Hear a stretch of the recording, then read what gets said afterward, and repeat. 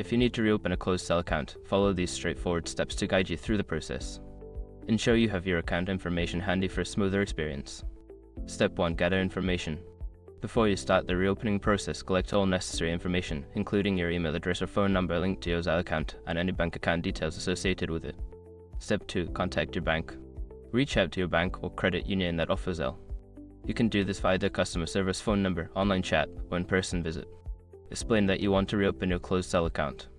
Step 3. Verify your identity. Be prepared to verify your identity.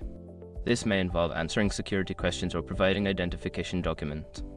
This step is crucial for security purposes. Step 4. Follow instructions. Follow the instructions provided by your bank representative.